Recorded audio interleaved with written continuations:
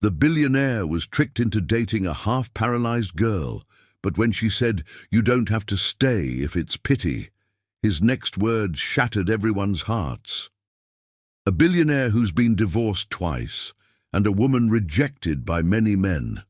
This is a powerful love story, full of emotion and surprises. Don't leave early. Watch until chapter 10. You'll truly enjoy every moment.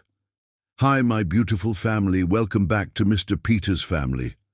May the Almighty bless every woman with a heart that never breaks, a spirit that never bows, and a light so divine it heals everyone around her.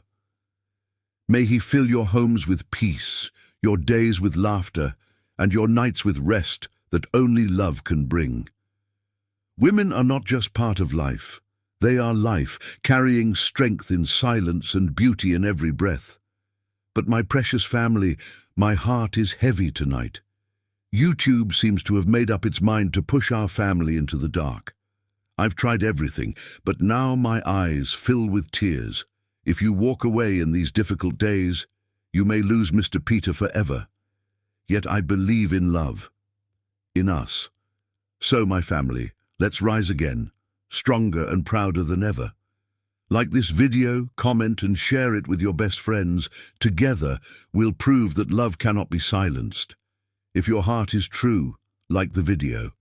If your love is real, write, "I am with Mr. Peter." Some people find each other in crowded rooms. Others find each other in the space between words that no one else can see. Mike Burton couldn't sleep. Again. The penthouse walls pressed in like they were slowly exhaling, squeezing the air from rooms that cost more than most people earned in lifetimes. He'd tried everything. Hot showers that scalded his skin pink, whiskey that burned tracks down his throat, counting backwards from 1,000 until the numbers blurred into meaningless sounds. Nothing worked. Sleep had become something other people did, a luxury he'd traded for consciousness he didn't want. At 2 a.m, he gave up pretending.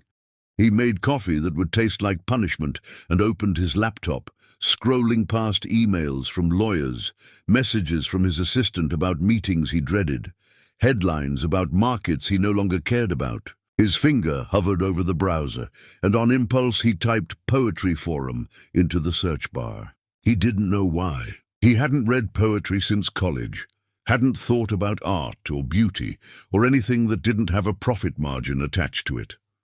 The forum was simple, almost primitive, compared to the sleek interfaces he navigated daily. Just words on a pale background, usernames without faces, thoughts without performance. He scrolled through poems that tried too hard, through verses that rhymed because the writers thought poetry required it, through confessional pieces that felt more like therapy than art.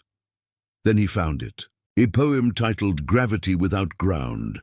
They tell you falling requires somewhere to land, that descent demands a bottom, that loss needs an ending. But I've been falling for years now, and the ground keeps moving, and the landing never comes, and I've learned that falling is just another way of saying I'm still here. Mike read it 3 times, then a 4th. Something about the words felt like they'd been written in a language he'd forgotten he knew. He clicked on the username PB Writes. Her profile was sparse, just a collection of poems about resilience that didn't romanticize suffering, about loneliness that didn't beg for pity, about strength that admitted exhaustion without apology. He wrote a comment before he could second-guess himself. "Your metaphor structure is remarkable. You're describing freefall, but the syntax creates this sense of suspension. How do you do that?" He hit post and immediately regretted it. She probably wouldn't respond. Why would she? But he kept the tab open anyway, refreshing it every few minutes while pretending to review contracts that all said the same thing in slightly different ways.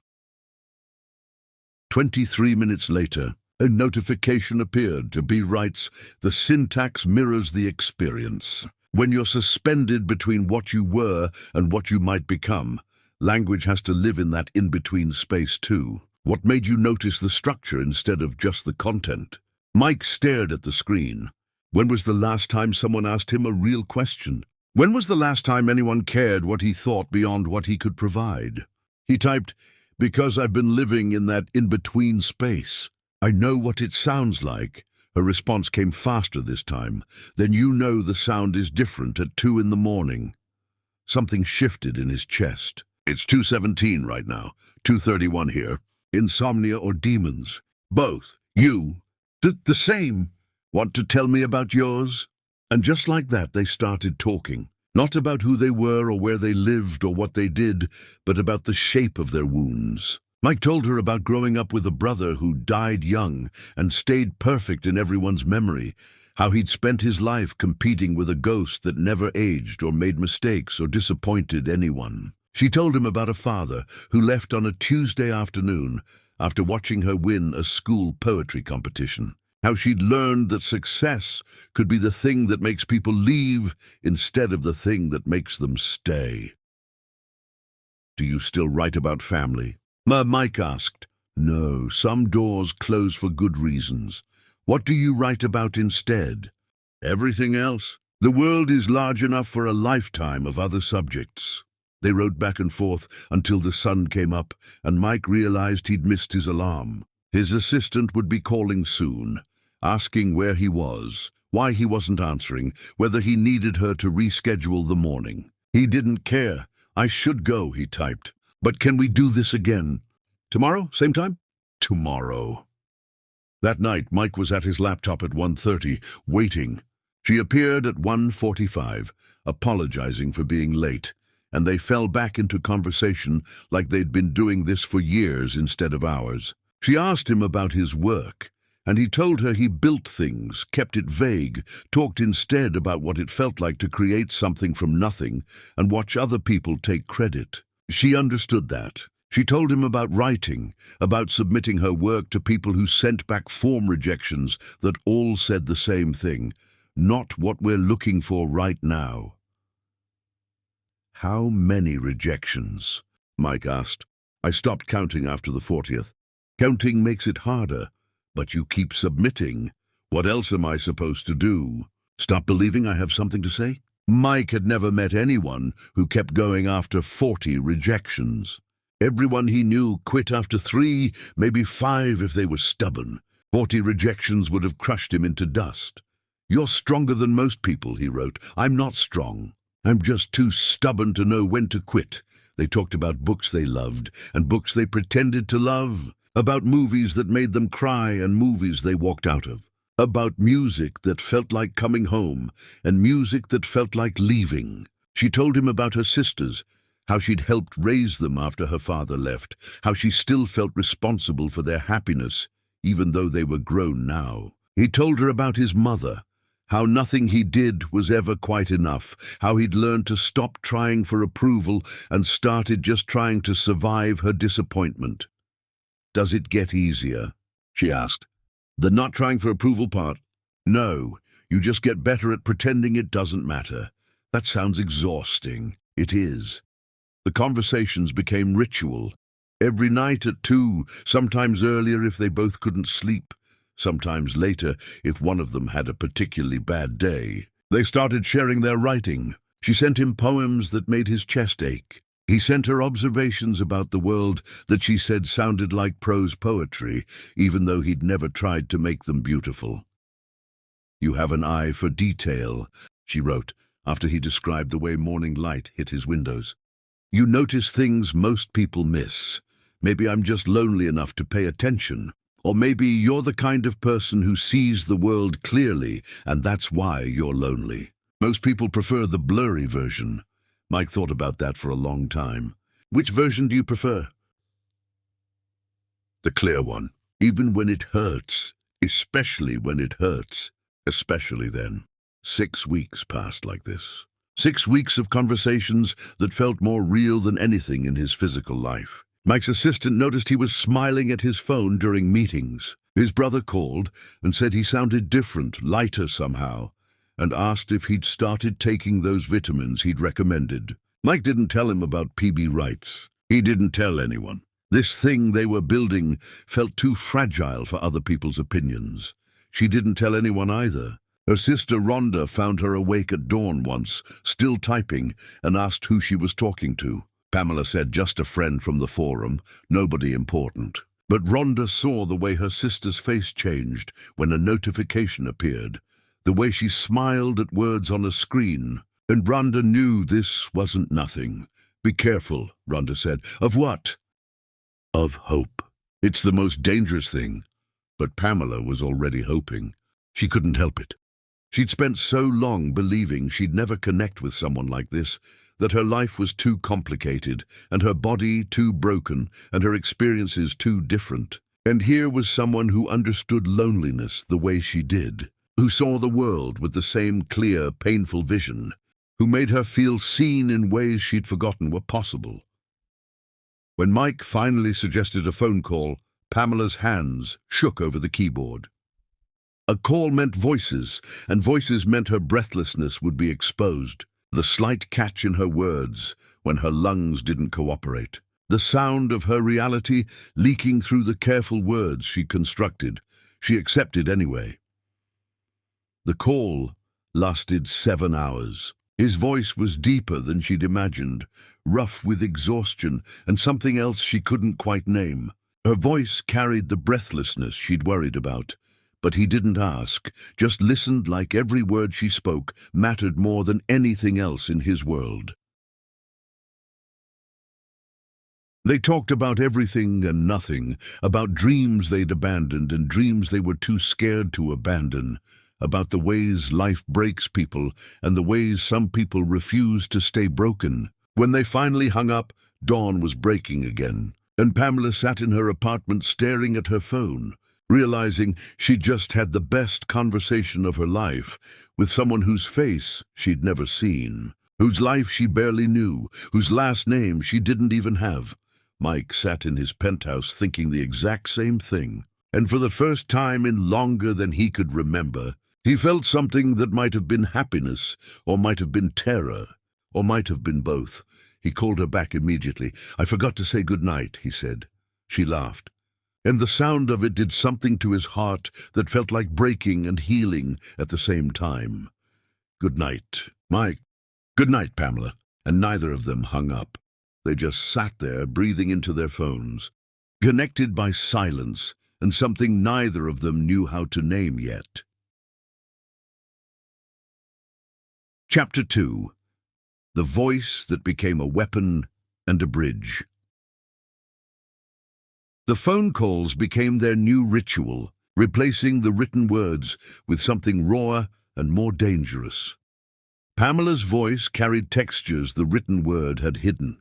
There was the breathlessness she'd mentioned, yes, but also warmth that wrapped around Mike like sunlight through windows. When she laughed, really laughed, it sounded like freedom discovered after years of captivity. When she got passionate about a topic, her words tumbled over each other in a rush that made him smile even when he couldn't see her face. When she was tired, her voice softened into something vulnerable that made his chest tight, with the urge to protect what he couldn't reach through phone lines.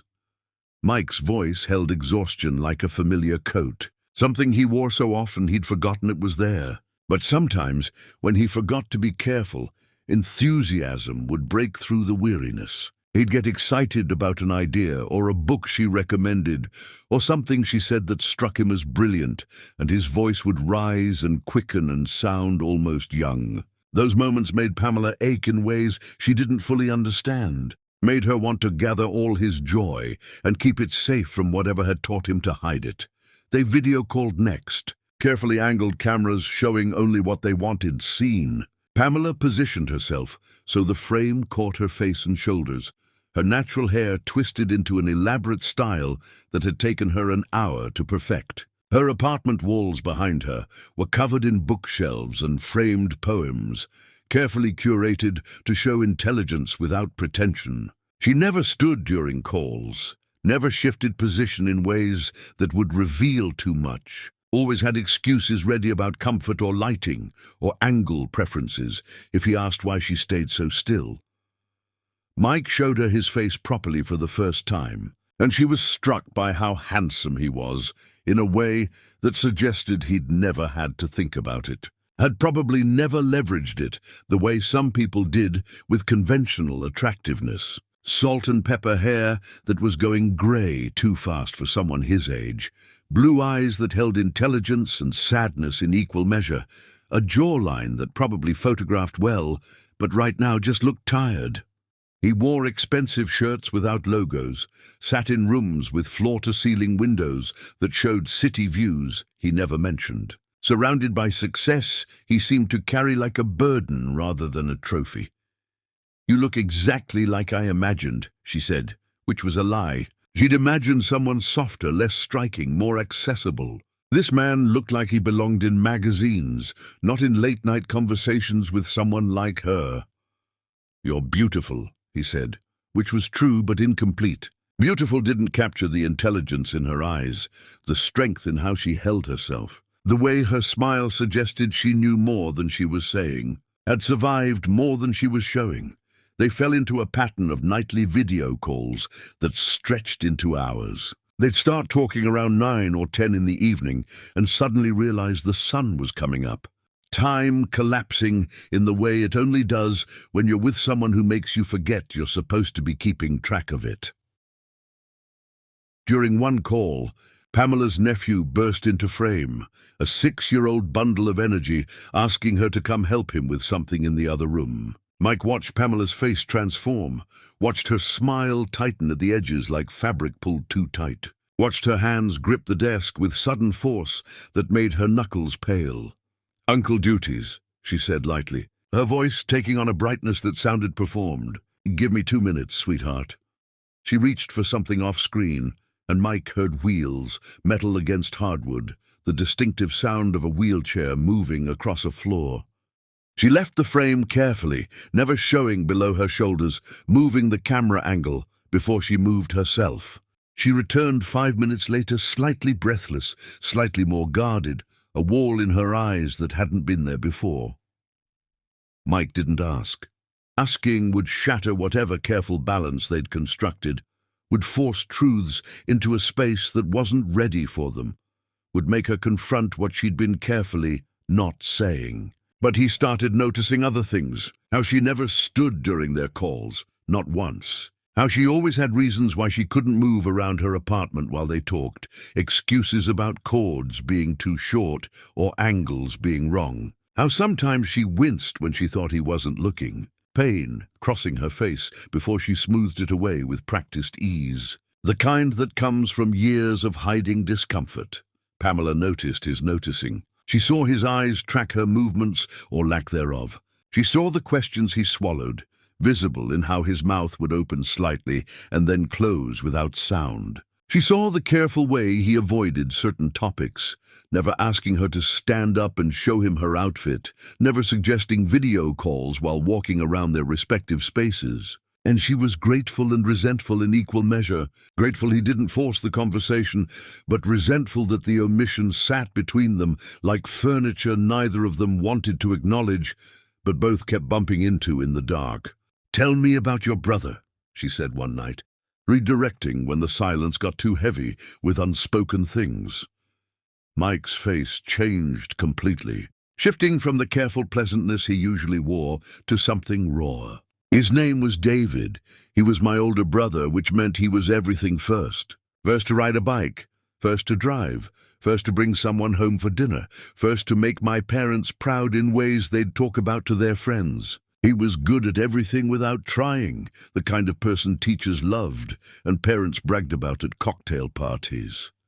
What happened to him? A car accident? He was gone before anyone could process it was real. Some drunk driver ran a red light, and David was just in the wrong place at the wrong time, which is what everyone says when they mean there's no reason, no sense to be made of it. My parents never recovered, my mother especially. She turned his room into a shrine, kept everything exactly how he left it. His soccer trophies, his debate medals, his acceptance letters to colleges he never attended. I'd walk past his room every day and see this museum to perfection I could never match.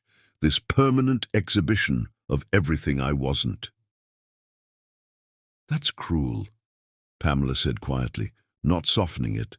"To you, I mean, to make you compete with a ghost. is it? Maybe she was just grieving the only way she knew how. Grief doesn't excuse cruelty. You lost your brother too, but instead of getting a mother who saw you, you got a mother who wished you were someone else. That's not grief. That's abandonment with better publicity. Mike was quiet for a long time, his eyes focused somewhere past the camera. No one's ever said that to me before? Maybe no one wanted to see it. It's easier to excuse grief than to acknowledge what it destroys in the people left behind. They talked about David until dawn, about the ways death preserves people in amber while the living have to keep changing and failing and being imperfect. Mike told her about trying to join the debate team because David had loved debate, about failing spectacularly because he wasn't David and never would be, about discovering that trying to honor someone's memory by becoming them is just another form of dying. He talked about his mother's disappointment that felt like a physical weight, about his father who withdrew into silence rather than deal with his wife's grief, choosing absence over the mess of being present. Your father's still alive? Pamela asked. Yeah, he divorced my mother eventually. Remarried someone kind and quiet who doesn't expect him to be anything he's not. We talk occasionally. It's cordial. He sends birthday cards. We have lunch twice a year where we discuss nothing important and part ways feeling like we accomplished something by being in the same room without conflict. That's sad. What is? That cordial is the best you can hope for with your father. That you've accepted crumbs and called it a meal? Mike laughed, but it sounded hollow. What about yours? You said he left. Pamela's turned to go quiet, to look somewhere past the camera at memories she'd rather not revisit. He left the day after I won a school poetry competition. I was 12. He sat through the whole ceremony, clapped when I received the award, told me he was proud of me, told me my poem about family was beautiful. Then we went home, he packed a bag and he walked out. Never came back, never called, never sent birthday cards or child support or explanations. Just disappeared like we were a story he got tired of reading halfway through. Did you ever find out why? Does it matter? The leaving is the only truth that counts. Everything else is just excuses dressed up as reasons. You don't believe that. I don't want to believe it. There's a difference between knowing something and being able to live with it. They sat with that distinction, both understanding how wanting and believing could exist in separate universes that never quite touched. Pamela's phone buzzed with a text from Rhonda, checking if she was okay, if she needed anything. The kind of protective surveillance her sisters had maintained since the accident. Since the day everything changed and kept changing in ways none of them knew how to stop. Mike's phone stayed silent because no one checked on him unless they wanted something from him, unless there was a problem he needed to solve, or a decision he needed to make, or a crisis he needed to manage. I like talking to you, Mike said suddenly, the words coming out rushed, like he was afraid if he didn't say them quickly, he wouldn't say them at all. I like that you see through things instead of around them. I like that you don't pretend the world is better than it is just to make conversation easier. That's a kind way of saying I'm cynical and probably exhausting to be around. No, cynicism is easy. Anyone can be cynical.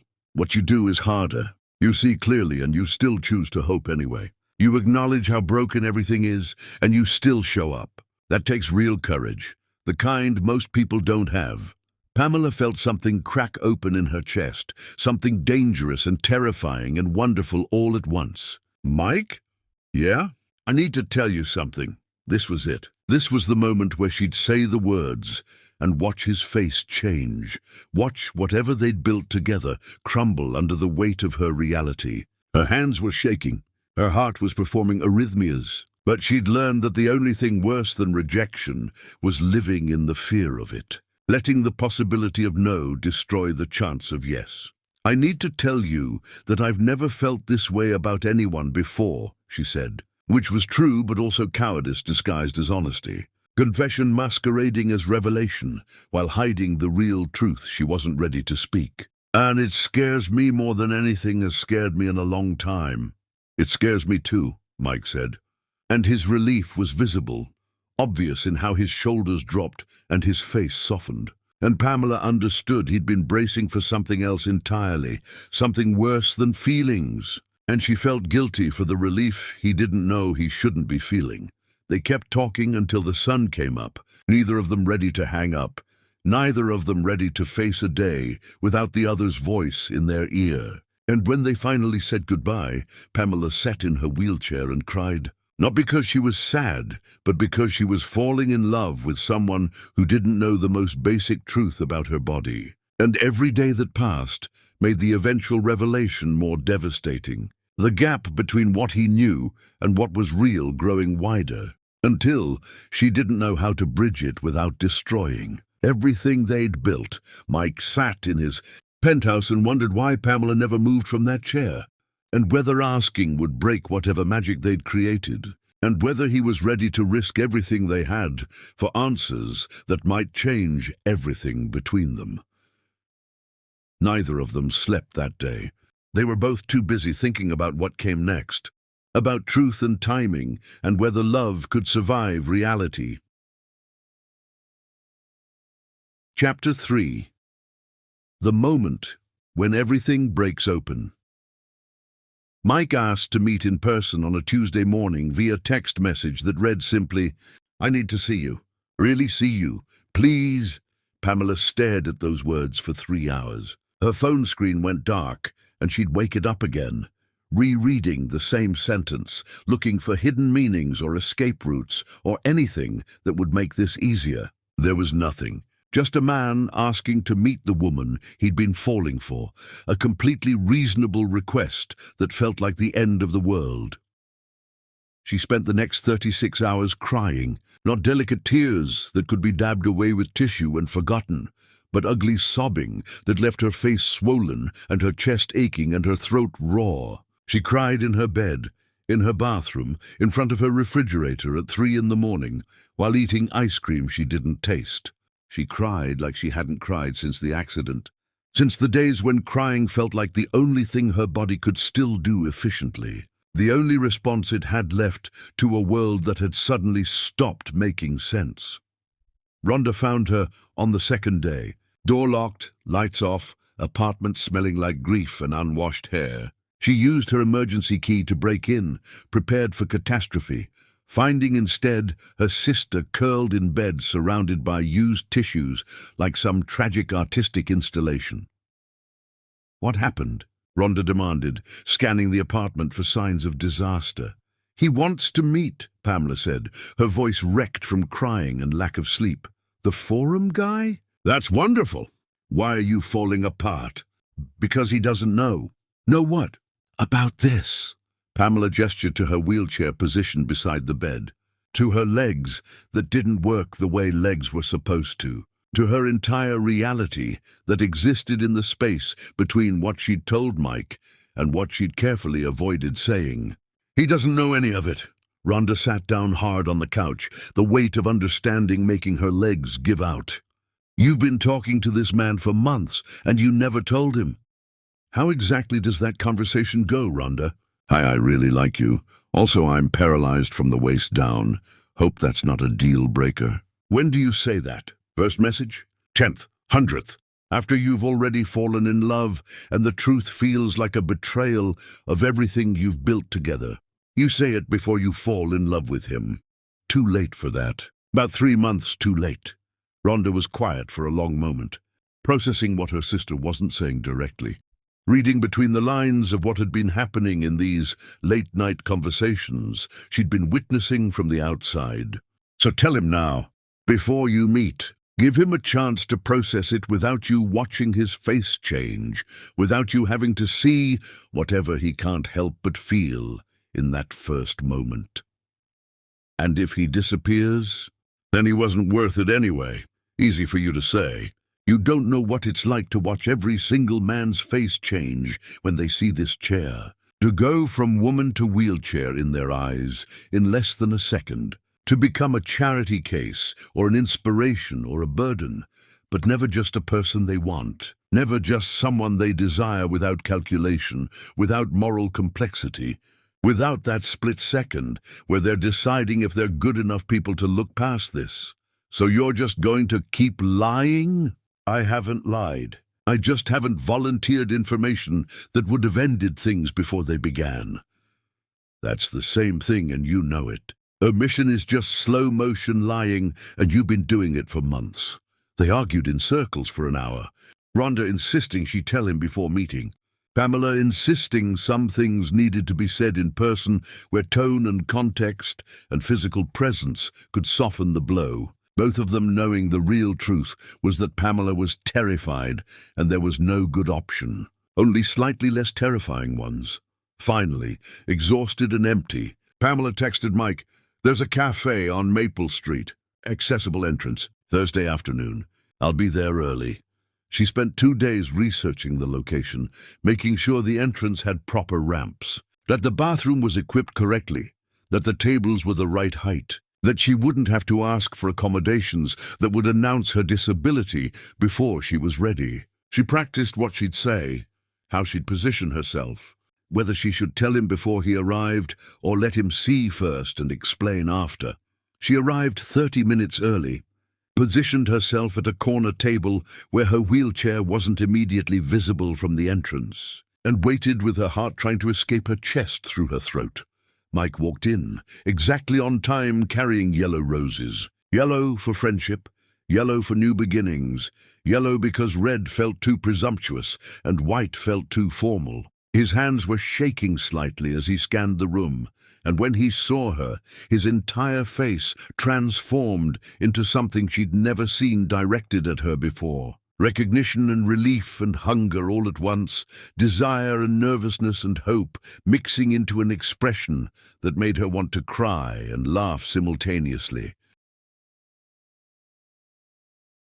He crossed the cafe like he was afraid she might disappear if he moved too slowly, like she was a mirage that might evaporate if he didn't reach her quickly enough. "Pamela." "Hi, Mike." He sat down across from her, set the roses on the table between them like an offering, and just stared. "You're real. I know that sounds stupid, but you're real and you're here, and you're even more beautiful than the screen showed. I was terrified you wouldn't come, that you'd change your mind, that I'd somehow imagined all of this, and you'd turn out to be someone completely different from who I thought you were." "You're very handsome," she said, which felt inadequate, but true. "And taller than I expected. People always look different in person, don't they? Like the camera flattens things out, makes everyone the same size." They fell into conversation easily, the awkwardness lasting maybe 30 seconds before they remembered how well they knew each other, how many hours they'd spent inside each other's thoughts. They talked about the drive over, the weather, the cafe's aesthetic choices, all the meaningless pleasantries that fill space before real conversation begins, before you can access the intimacy you've built over time. Then they talked about books they'd both read since last speaking, and a documentary he'd watched that made him think of her, and a poem she'd written that morning about anticipation and fear, and the way hope feels like both wings and weight. 4 hours evaporated like water in August heat. The cafe filled and emptied around them. Lunch rush turning into afternoon lull, turning into evening preparation, and neither of them noticed. The afternoon light changed from bright to golden to dim, painting everything amber, and they stayed frozen in their bubble of conversation. A waiter brought their check, and Mike reached for it automatically, muscle memory from years of always paying. "Let me get this. We can split it. Please, let me do this. Let me have this." She smiled, understanding he needed to perform care in the small ways available to him. "Okay, thank you." Mike stood, extending his hand to help her up in a gesture so automatic he didn't think about it, and time crystallized into before and after. Pamela wheeled back from the table, metal scraping against hardwood, the distinctive sound of a wheelchair in motion, and the entire cafe held its breath. Every conversation stopped. Every head turned. Mike's hand froze in midair, his face cycling through emotions too fast to name individually, but impossible not to recognize collectively. Surprise, recognition, recalibration, something that might have been pity or might have been concern, something that might have been fear or might have been uncertainty, something else entirely she couldn't identify but felt in her stomach like a punch. Then he lowered himself to both knees beside her chair, bringing himself to her eye level, and the gesture was so deliberate, so clearly thought through, that it almost hurt more than if he'd simply stood there staring. "I've been falling in love with your mind for months," he said, his voice steady, even though his hands betrayed him with trembling. "Your body is just the beautiful home it lives in." The words were perfect. The sentiment was exactly right. The delivery was kind and considerate, and exactly what any decent person would say in this moment. But Pamela saw what he didn't know she saw, what he didn't even know he'd shown. The microsecond hesitation before he knelt, the split-second calculation happening behind his eyes, the flash across his face that wasn't quite surprise because some part of him had suspected, had pieced together the clues she'd left scattered through their conversations, had prepared this response in advance for a possibility he'd been half expecting. Their eyes met and held, and in that moment they both understood something fundamental. He saw her seeing it. She saw him seeing her see it. They both knew something had been broken that wouldn't easily repair, that his words were true but incomplete, that her suspicion was justified but perhaps premature, that they were standing at a crossroads where every direction led somewhere difficult. Neither acknowledged this aloud. Some truths are too dangerous to speak in their first moments of existence. "Thank you," she said quietly, her voice carrying weights he couldn't fully understand. "For what?" "Adieu for not running. For staying. For saying something kind instead of something true. It was true. Part of it was. The part about loving my mind. But your face told me the rest, before your mouth could catch up to cover it. Pamela, Don't explain or apologize or try to take it back. You can't help what you felt in that first second. No one can. I just need you to know that I saw it, and I'm going to carry it, and it's going to sit between us until we figure out what to do with it." Mike reached for her hands, held them in his like he was trying to prove something through pressure and warmth. "I'm not going anywhere. You say that now, but everyone does eventually. They see this chair and they recalculate everything. What they thought they wanted, what they think they can handle, whether they're good enough people to look past it, or whether that's even what looking past means. You're going to go home tonight and think about what this means for your life, and some part of you is going to wonder if it's worth it. That's not fair. You're putting thoughts in my head that aren't there. They're there. They're just not loud enough yet for you to hear them over your desire to be a good person." Mike wanted to argue, but couldn't find words that wouldn't sound like lies or promises he wasn't sure he could keep. So he just kissed her forehead, soft and careful, like she was something precious and breakable. And she felt the tenderness and resented it at the same time, hated that his first instinct was protection rather than desire. "I'll call you tomorrow," he said. "Will you?" "Yes, I promise. Don't make promises you're not sure you can keep. Just do it or don't. I'd rather have your honest silence than your guilty consistency."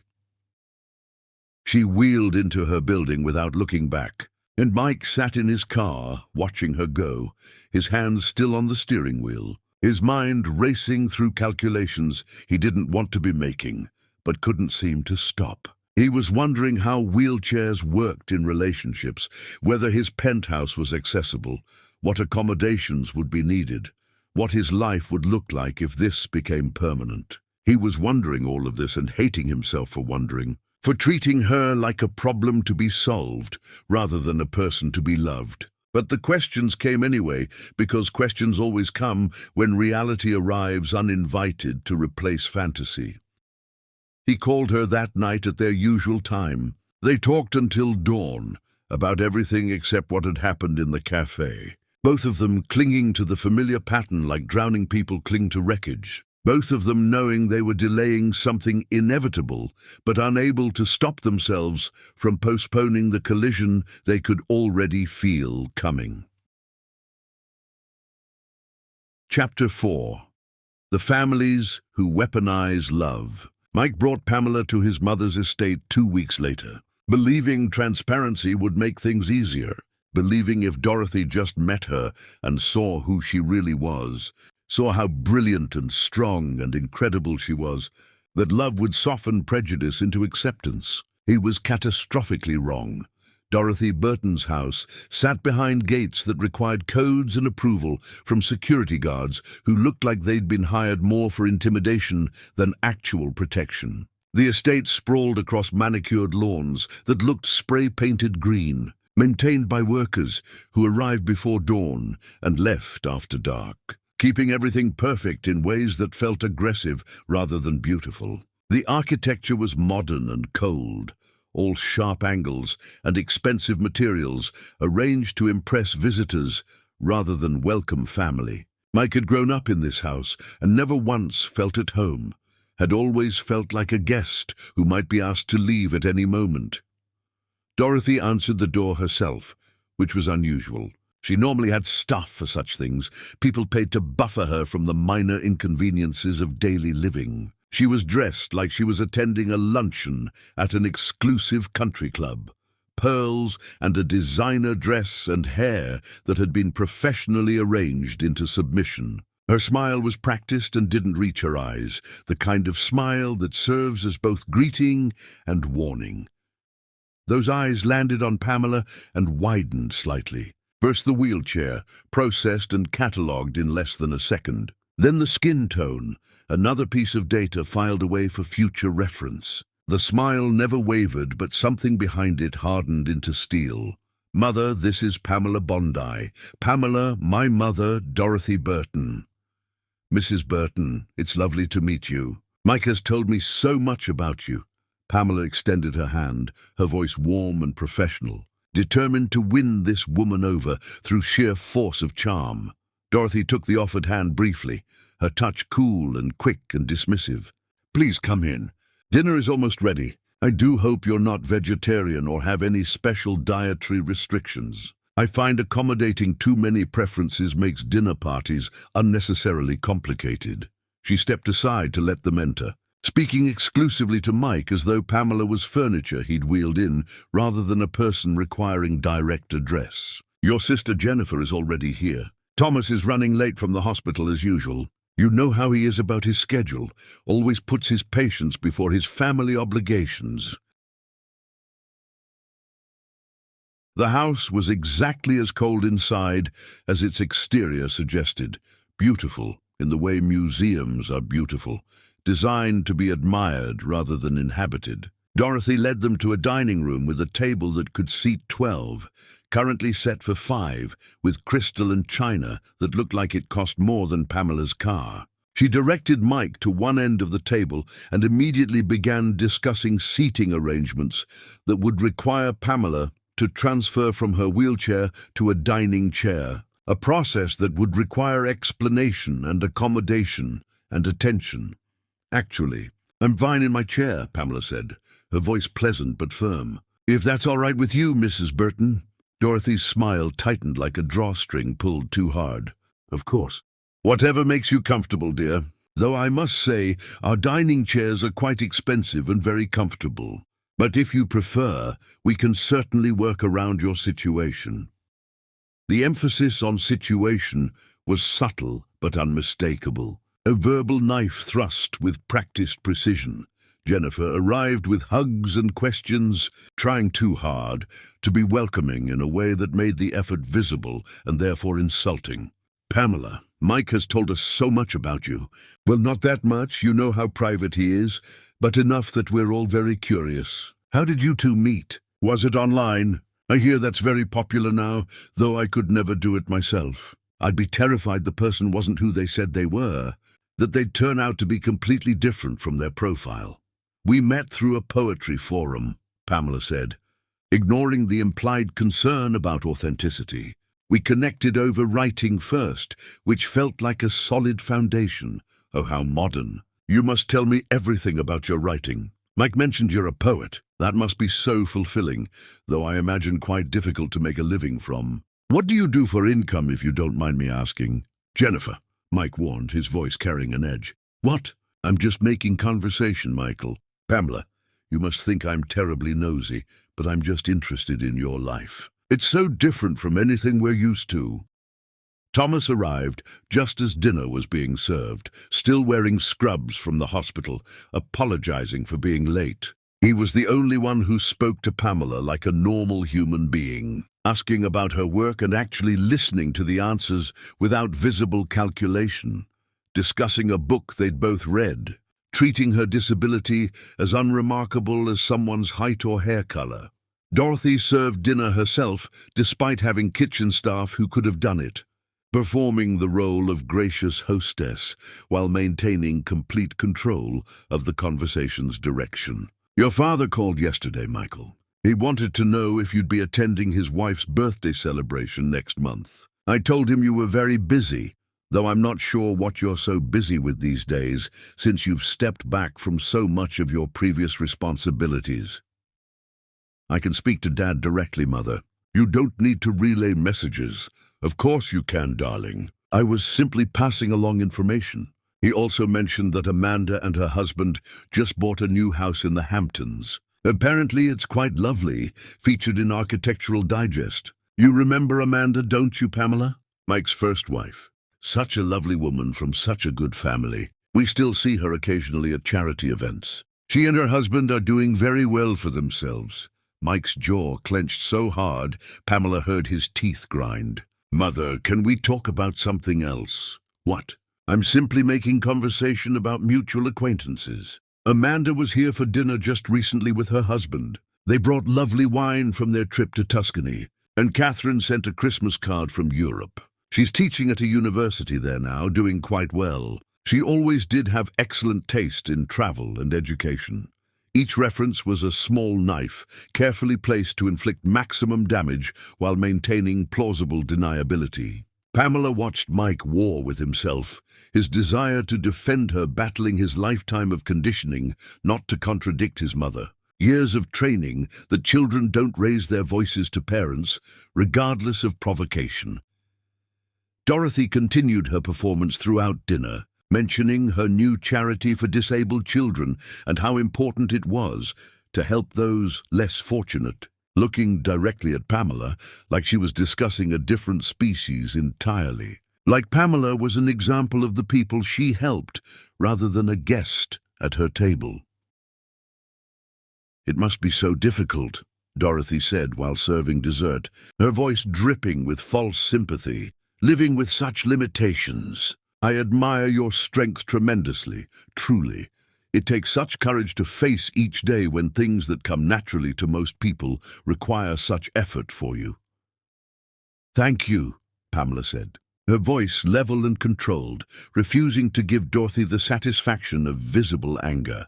Though I should mention I don't consider needing a wheelchair a limitation any more than you consider needing glasses one. It's simply how I navigate the world, no different than you using cars instead of walking everywhere, or elevators instead of stairs. Dorothy's smile became sharp enough to draw blood. Of course, I meant no offense. I'm simply acknowledging the obvious challenges you must face. It's admirable how well you cope with your condition. My condition has a name. It's called paraplegia, and I don't cope with it. I live with it. There's a difference. Of course, dear. Forgive my clumsy phrasing. As dessert was cleared and coffee served, Dorothy poured wine and turned to Mike with practiced concern. Have you given any more thought to what we discussed last month? About seeing someone professionally? After everything with Catherine, I worry about your judgment. We all do. It's natural to want to help, to want to save people, but sometimes that impulse clouds our ability to see situations clearly. My judgment is fine, Mother. Is it? Because from where I'm sitting, you seem to be repeating patterns, choosing women who need things from you instead of women who can stand beside you as equals. The room went silent. Thomas set down his fork with a deliberate clink that sounded like a gunshot in the quiet. Jennifer stared at her plate like it contained ounces. Mike's face turned red, his hands clenching into fists on the table. That's enough, Mike said quietly, his voice carrying more threat than shouting ever could. I'm your mother. It's my job to be honest with you, even when it's uncomfortable. You've been hurt before, terribly, and I won't stand by and watch it happen again. Even if the circumstances are different this time, even if the needs are different, the pattern is the same. You're trying to save someone instead of loving someone, trying to prove something to yourself or to me or to the world, instead of actually building a partnership with an equal. Pamela felt like she'd been slapped, the breath knocked out of her lungs. She wanted to respond, to defend herself, to say something that would match the cruelty with equal force. But her voice felt trapped behind her ribs, stuck in her throat, and she realized this was Dorothy's strategy, to render her silent through sheer audacity, to say things so outrageous that response became impossible. Mike stood up abruptly, his chair scraping against expensive flooring. "We're leaving now. Don't be dramatic, Michael. Sit down and finish your coffee. We're having a family discussion. No, we're having you attack my girlfriend under the guise of concern. And we're done. Pamela, let's go." He looked at her and she nodded, and they left without another word. Mike pushed her chair with more force than necessary, his fury vibrating through his hands into the metal frame, his whole body rigid with anger. They drove in silence for the first 10 minutes, Mike's hands white-knuckled on the steering wheel, his jaw still clenched, his breathing harsh. Finally, Pamela spoke. "Your mother is terrified. That's not an excuse for what she said. I didn't say it was. But fear makes people cruel in ways love never could. She's not attacking me because of who I am. She's attacking me because of what I represent to her. I'm proof that you're making choices she doesn't control, living a life she doesn't recognize, choosing happiness over her approval. And that terrifies her more than my wheelchair ever could. So what do we do? You decide what matters more, her approval or our relationship, because you can't have both. She's made that very clear." Mike pulled over to the side of the road, turned off the engine, and looked at her. I choose you. Every time, every way, I choose you. You say that now. But choosing me means losing her, maybe forever, and I don't know if you're ready for that cost. Family is complicated, and cutting someone off is easier to say than to do. I've been losing her my whole life. Maybe it's time to stop pretending otherwise. Stop hoping she'll suddenly become someone she's never been." They sat in the parked car and talked until midnight about families and loyalty and the difference between honoring your parents and being destroyed by them, about love and obligation and where one ends and the other begins. And when Mike finally drove Pamela home, they both understood they'd crossed a line that made everything more real and more fragile at the same time. Pamela's own family proved equally complicated when she brought Mike to her mother's house for dinner. Gloria saw his expensive car parked in their modest neighborhood, saw his designer clothes that probably cost more than her monthly salary, saw his entire presentation, and her face closed like a door slamming shut against winter cold. The dinner was tense and full of challenges barely disguised as questions. Rhonda asked pointed questions about his intentions, his past relationships, why a wealthy man would want her sister. Nicole, bitter from her own recent divorce, suggested he was slumming in their world, looking for someone who wouldn't demand too much, because society had already told her she was lucky to get anything. Gloria remained polite but cold, treating Mike like a threat rather than a guest, like someone who'd come to take something precious rather than offer something valuable. Only Grandmother Louise looked at Mike and Pamela together and saw something real beyond the obvious complications. After everyone left and the house was quiet again, she pulled Pamela aside to the porch where they used to sit together in summer, shelling peas and talking about life. "That boy loves you," Louise said without preamble. "I can see it plain as day, clear as glass. Everyone else seems to see something different. That's because everyone else is looking with fear instead of faith. Your mother sees a man who might leave like your father did, who might take your heart and disappear with it. Your sisters see a man who might hurt you like that fool Terence did, who might destroy what's left of your ability to trust. But I see a man who's terrified he's not good enough for you, And that's a fear worth respecting, because it means he knows your value. What if they're right, though? What if this all falls apart and I'm left more broken than I started? Then it falls apart, and you survive, just like you've survived everything else life has thrown at you. But don't kill this beautiful thing before it has a chance to live, just because you're scared of the ending. Everything ends eventually, child. The question isn't whether it will end, but whether it was worth having while it lasted. Pamela sat with her grandmother's words long after Louise had gone inside to sleep, watching the streetlights flicker on one by one like stars descending to earth, thinking about fear and faith and which one she wanted to guide her choices moving forward. Chapter 5: The Past That Arrives in Headlines. The headline appeared on a Tuesday morning while Pamela was drinking coffee and trying to write Billionaire's latest charity case. Mike Burton's surprising new romance after 2 failed marriages. The world tilted sideways. Pamela's hand shook as she scrolled through the article, reading words that felt like they'd been designed specifically to destroy her. There were photos of them leaving the cafe, entering his car, arriving at her apartment. Professional photos taken by someone who'd been following them, watching them, turning their private moments into public spectacle. The article dissected Mike's past marriages with surgical precision. It included interviews with his ex-wives, quotes that had obviously been taken out of context or perhaps spoken in moments of anger and never meant for publication. Amanda was featured prominently.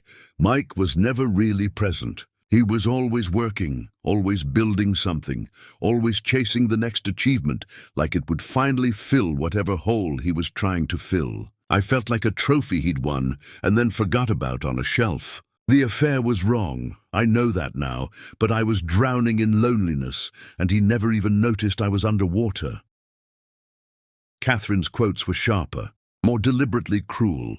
He's controlling without meaning to be, which is the worst kind of controlling. Everything has to be perfect, everything has to follow his plan. He couldn't handle when life got messy or when I had needs he didn't anticipate. He wanted a wife who existed on his schedule, who needed exactly what he was prepared to give and nothing more. I couldn't live like that. Nobody could. Then the article turned its attention to Pamela, and the cruelty became explicit and unavoidable. It questioned her motives, suggested she was using her disability to manipulate a lonely, wealthy man seeking redemption through charity. It compared her to other questionable partners of billionaires in a sidebar that made her stomach turn, implying, without quite stating directly, that she was a gold digger with better publicity than most. The comment section was worse, strangers speculating about their relationship in ways that made her feel violated. People discussed her wheelchair, her capabilities, whether the relationship could possibly be physical, whether Mike was having some kind of breakdown, or if this was a fetish. Every cruel thought people usually kept private had been typed out and displayed for the world to read. And Pamela felt each comment like a physical blow. She was reading the same horrible paragraph for the 5th time when her phone rang. Mike. Have you seen it? Yes. I'm coming over. Okay. He arrived within an hour, looking like he hadn't slept in days, his hair uncombed and his eyes red. They sat in her small living room while he told her everything he should have told her months ago, all the details he'd omitted from previous conversations, all the pain he'd tried to leave in the past, but that had just been waiting for the right moment to resurface. He told her about Amanda's affair in detail that made Pamela's chest ache, how it had lasted years, happening in their home, in their bed, with his supposed best friend who'd been part of their wedding party. How he'd come home early one afternoon to surprise her and found them together. The shock of it so complete, he'd actually apologized for interrupting before his brain caught up to what his eyes were seeing. They were planning their future while living off my money and my friendship, Mike said, his voice hollow. When I confronted them later, after the initial shock wore off, Amanda actually said she'd been trying to tell me for months, but I was never around to listen. Like somehow her betrayal was my fault for working too much, for not noticing she was unhappy, for not reading her mind and fixing problems she never told me existed. Then he told her about Catherine, and this story was somehow worse because the cruelty was more calculated. The deliberate pregnancy conceived as insurance against abandonment. The secret termination when his financial situation temporarily shifted. Finding the clinic receipts in her purse while searching for his keys. Her admission, delivered without apparent guilt, that she'd never wanted children with him specifically. Just the security of his name and money. She told me I was impossible to love, Mike said quietly, staring at his hands. That I demanded perfection while being fundamentally flawed myself. That anyone who stayed with me would eventually realize they were tolerating me rather than loving me. That I was the kind of person people endured, out of obligation or benefit, but never actually enjoyed being around. Pamela listened to his destruction and felt her own secrets, burning through her chest like acid. "My turn," she said, understanding that honesty demanded reciprocity. She told him about Terence in detail she'd never shared with anyone except therapists and lawyers. About the party where she'd begged him not to drink, where she'd offered to drive multiple times, where he'd called her controlling and paranoid and said she was embarrassing him in front of his friends. About the crash, the moment of impact she barely remembered, followed by the hospital awakening she'd never forget. The realization that she couldn't feel her legs, and the doctor's face telling her the damage was permanent. "He sued my family," Pamela said, her voice shaking with rage that hadn't diminished over years. "His lawyer convinced a judge that my arguing had caused him to lose focus, that my behavior in the car had created the dangerous situation. He took the only money my mother had saved. Money she was going to use for my medical bills and modifications to make the house accessible. And then, while I was still in physical therapy, learning to transfer from bed to wheelchair, learning to catheterize myself, learning to live in a body that no longer followed my commands, he married someone else. Someone who could walk down the aisle to him. Does he still bother you? I have a restraining order. He violates it occasionally with accidental encounters at places he knows I frequent. My lawyer says, unless he threatens me directly or touches me, there's nothing more we can do. The law protects people who are smart enough to make their harassment look coincidental." Mike's hands clenched into fists. "If he shows up again, you call me immediately. I can handle him. I know you can. But you shouldn't have to. You've already survived him once. You shouldn't have to keep surviving him over and over."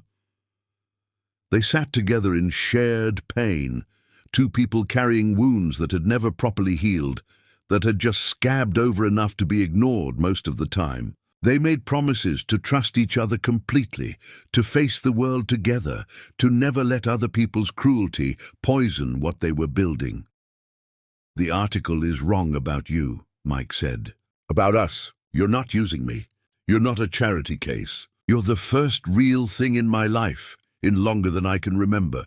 The first person who makes me want to be present instead of always reaching for the next thing." "The article is wrong about you, too," Pamela replied. "You're not emotionally unavailable. You're just careful about who gets to see the real you. And that's not the same thing as being closed off. That's called having healthy boundaries after being betrayed by people who should have protected you." They held each other until the afternoon light faded to evening, until Rhonda texted asking if Pamela was okay, until Mike's phone buzzed with messages from his brother and sister and people who'd seen the article and had opinions about it. They held each other and pretended the world couldn't reach them here, in this small apartment where the outside noise became distant and manageable. But that night, alone in their separate spaces, they both lay awake, thinking about their ex's words. Mike wondered if maybe Amanda and Catherine had been right, if maybe he was fundamentally unlovable, too damaged to maintain healthy relationships, destined to drive away anyone who got close enough to see his flaws clearly. Pamela wondered if maybe the article had a point, if maybe she was unconsciously using her disability to make Mike feel needed, if maybe she was repeating patterns she couldn't see because they were too close to her face. Neither of them shared these doubts. They texted goodnight like always, said "I love you" like always, and privately carried fears that felt too ugly and too honest to speak aloud. The next morning, Dorothy called Mike. "I saw the article. This is exactly what I was afraid of. That woman is going to destroy your reputation, and you're too blinded by whatever misguided sense of obligation this is to see it happening. Goodbye, Mother. Don't you dare hang up on me. I'm trying to protect you from yourself, from making decisions you'll regret once this infatuation wears off and you're left dealing with the consequences. No, you're trying to control me. There's a difference between protection and control, and you've never learned where one ends and the other begins." He hung up. Dorothy didn't call back, but she did something worse.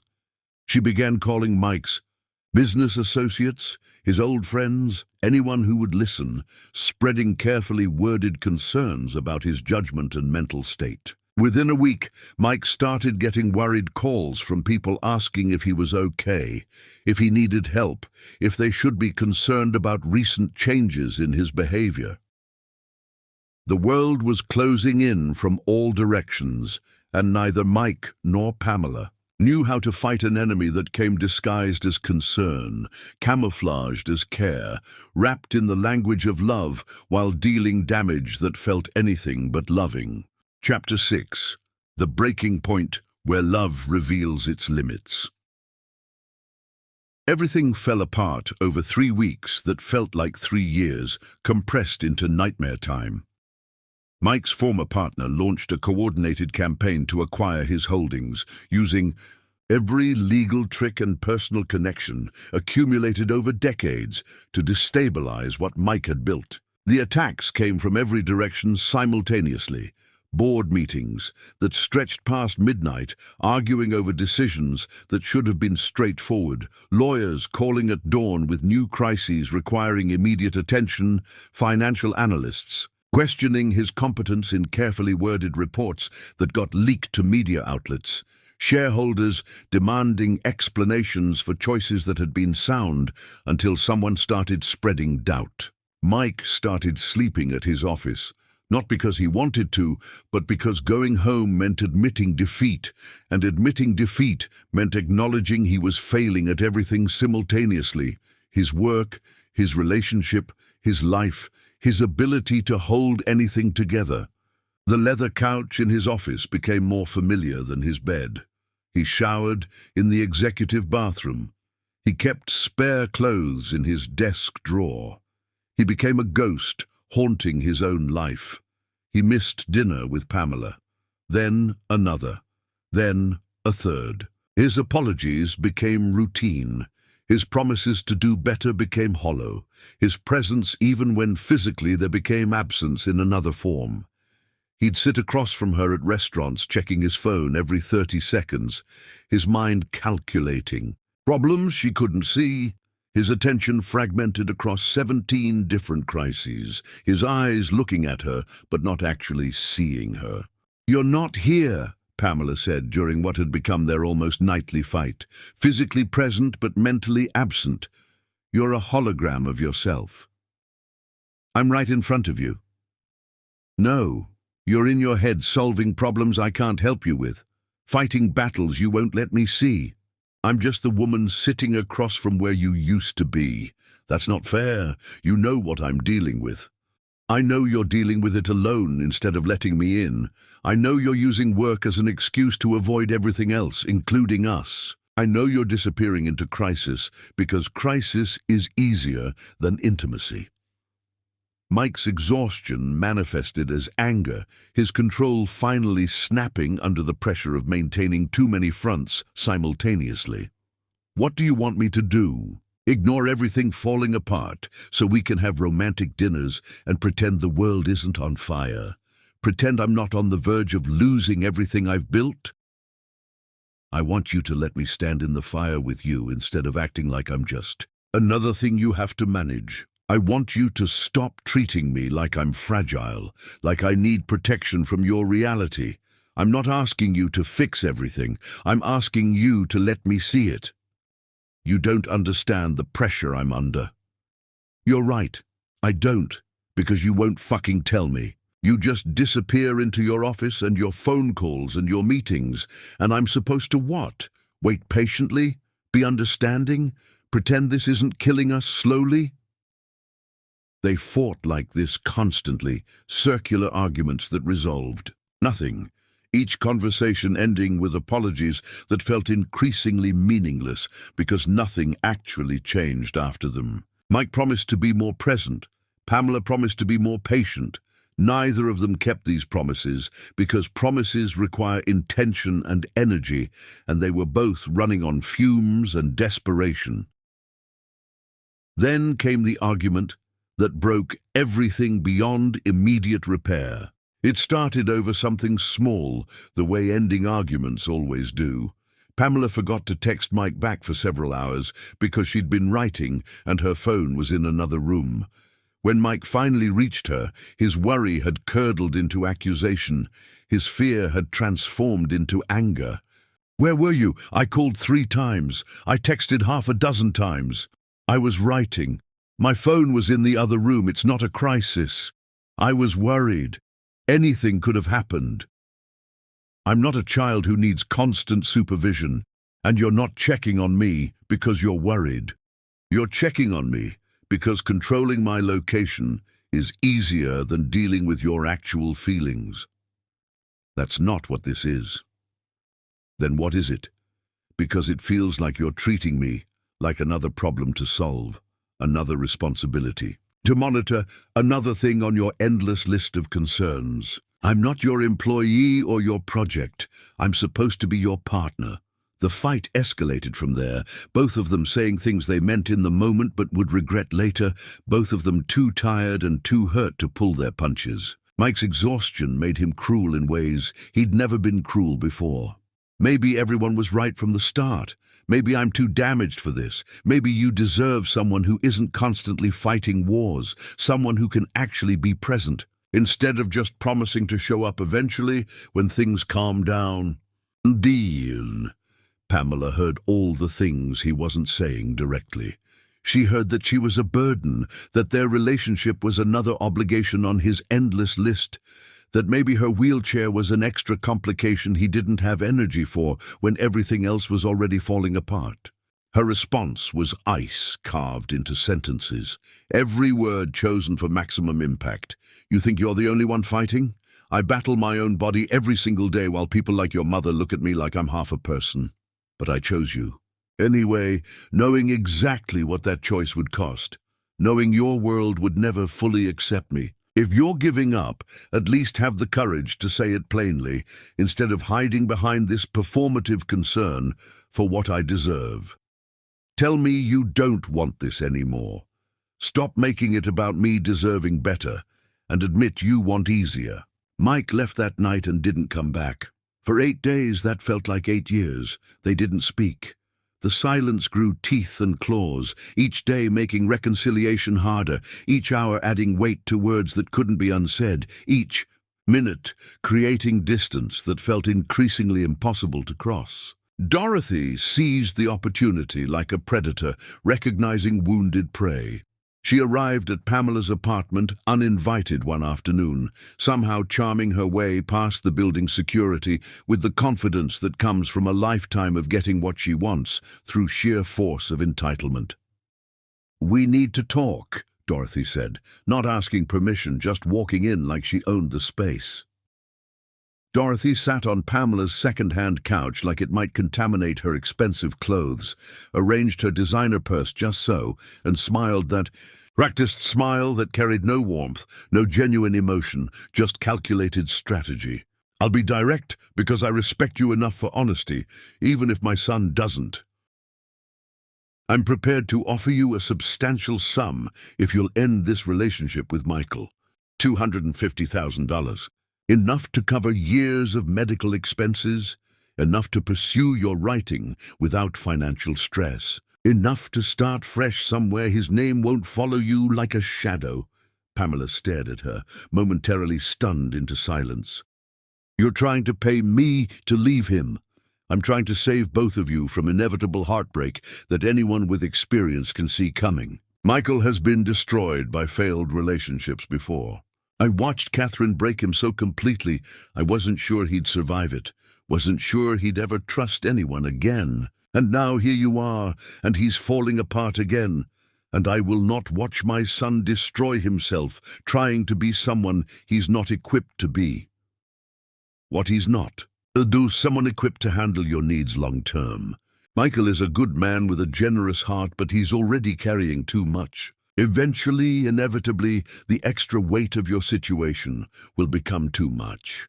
And he'll resent you for it, even though he'll hate himself for the resentment. And you'll both end up hating each other, staying together out of guilt or obligation while the love turns toxic. I'm offering you a chance to leave with dignity and financial security before it gets that ugly, before you're both damaged beyond repair.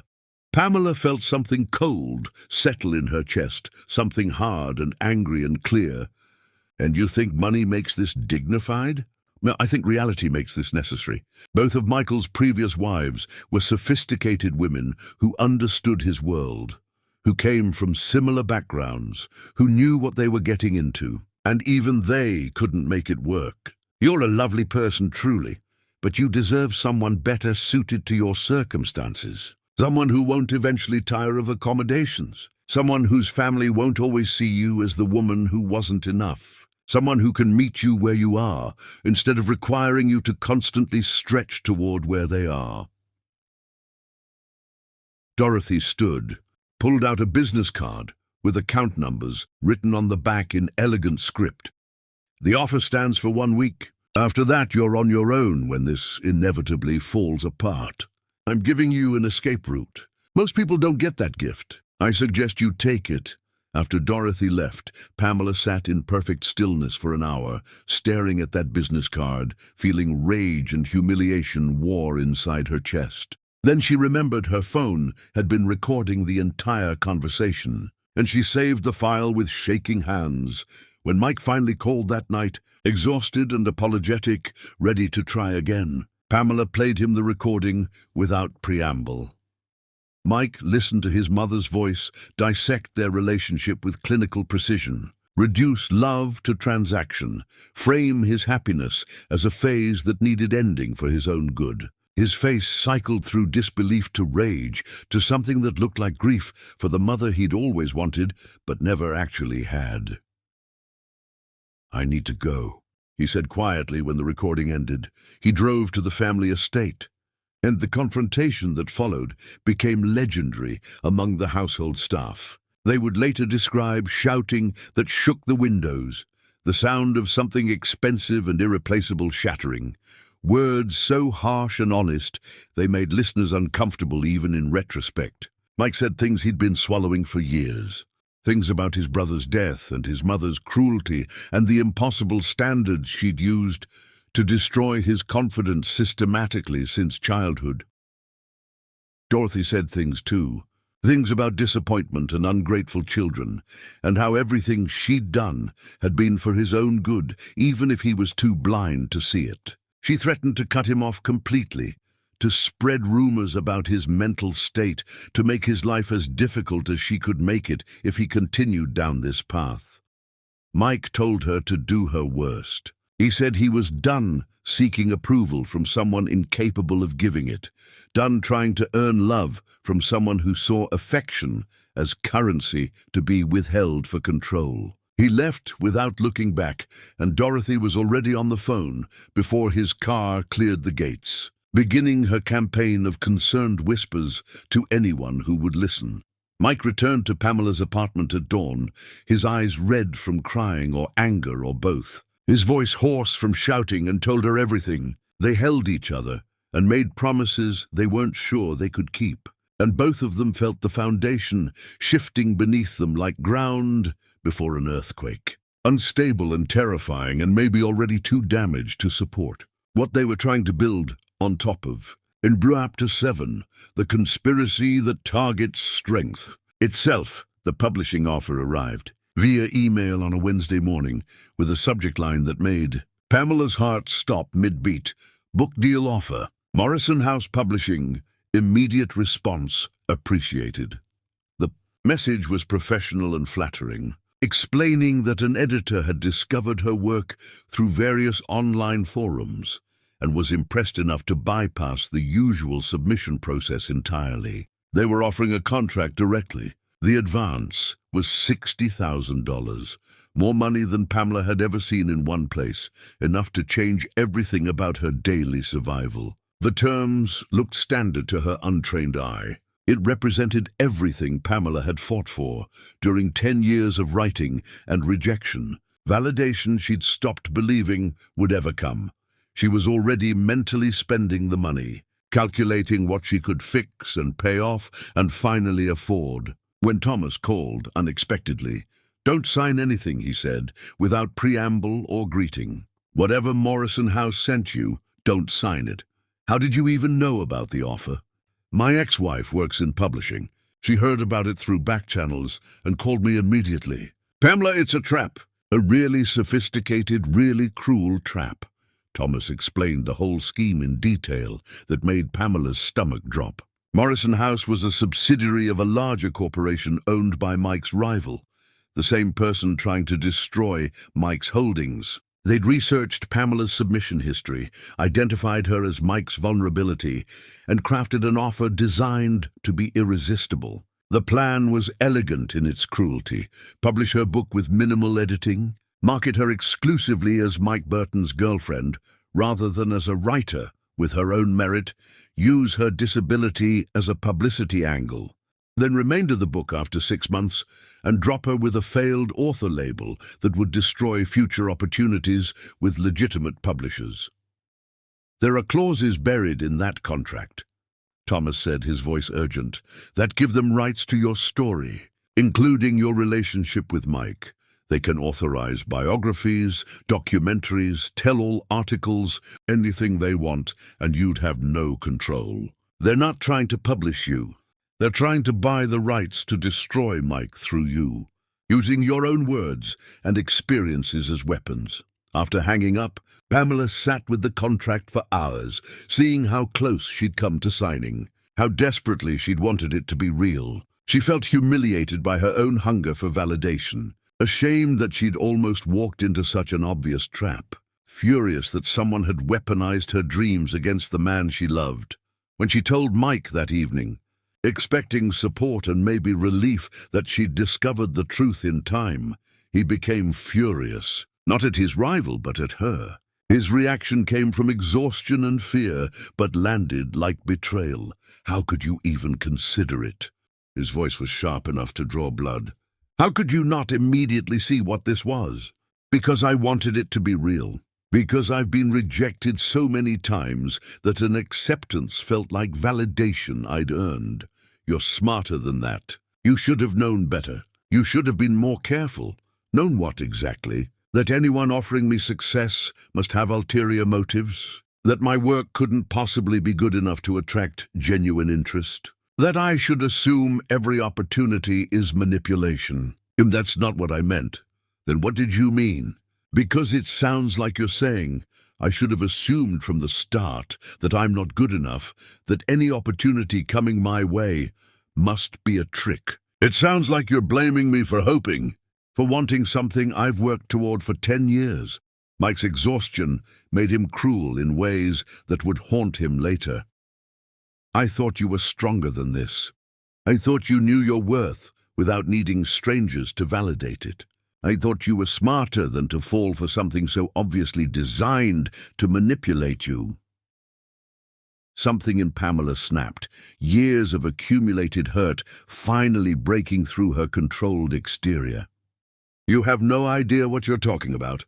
You have no concept of what it's like to be me. You were born into wealth and opportunity and access. Even your struggles came with safety nets most people never get, with resources to fall back on when things got difficult. You've never been rejected 47 times. You've never had doors close in your face because people see your body before your talent, because they decide what you're capable of based on what you look like rather than what you've produced.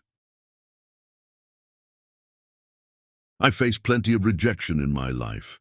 No, you face setbacks. There's a massive difference. Rejection is when the world tells you that you fundamentally don't belong, that there's no space for someone like you, that you should stop trying because the answer will always be no, regardless of quality or effort. You've never experienced that level of systematic dismissal, so don't you dare stand there in your expensive clothes, in your expensive life, judging me for being vulnerable to manipulation. Don't you dare judge me for wanting something that felt like a yes after years of hearing no.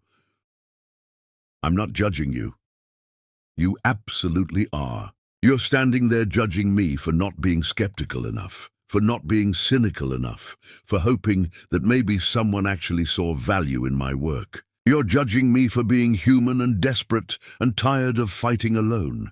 Then she told him things she'd been hiding, things about her financial reality that shame had kept locked away. She told him about freelance work that barely covered rent, about how some months she chose between groceries and pain medication because she couldn't afford both. She told him about Rhonda secretly paying her utilities when the shut-off notices came, about her wheelchair needing expensive repairs she'd been postponing for months because the cost was impossible. She told him about stretching her pain medication by taking half doses and living with breakthrough pain because her insurance barely covered anything and the out-of-pocket costs were crushing.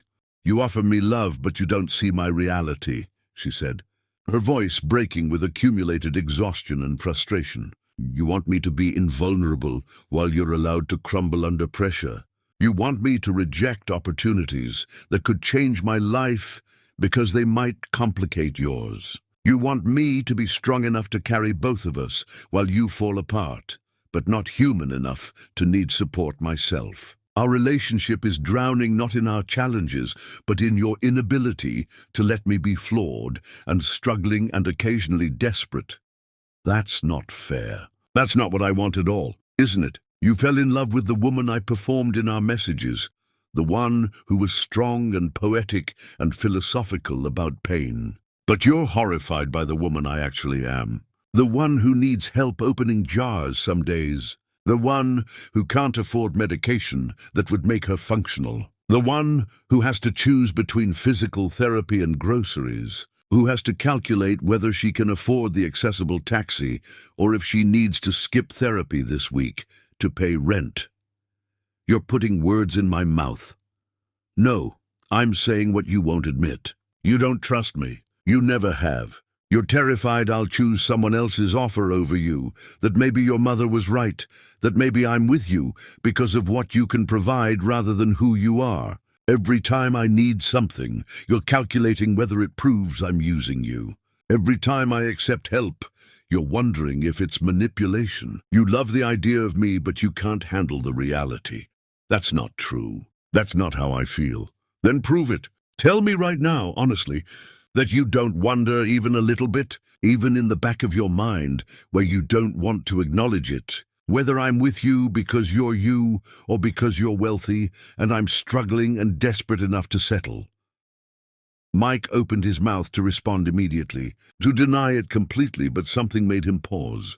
The hesitation was brief, less than a second, barely noticeable, but Pamela saw it, and that microscopic pause said more than any words could have. "That's what I thought," Pamela said quietly, something dying in her voice. She packed a bag that night while he watched, neither of them able to find words that would fix what had broken. She told him she needed space to remember who she was before she started measuring her worth against his fears, before she started seeing herself through his doubts, before she started performing strength instead of living honestly. "I'll be at my mother's house," she said. "Don't call unless you have something real to say. Don't text unless you figured out what you actually want from me, from this, from us."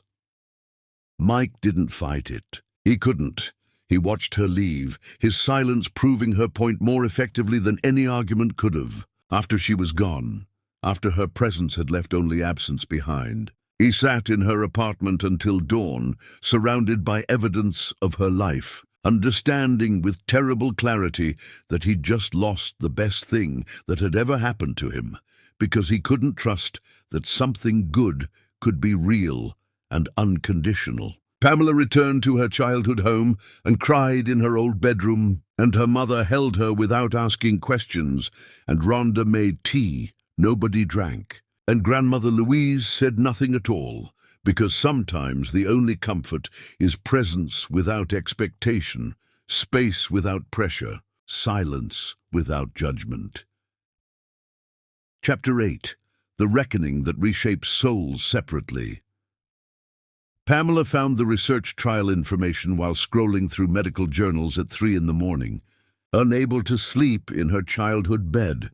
The program was based in Switzerland, combining stem cell therapy with experimental nerve regeneration techniques in ways that previous approaches hadn't attempted. They accepted 12 patients annually from thousands of worldwide applicants, selecting based on injury type, time since injury, and various medical factors. Success rates were modest but real.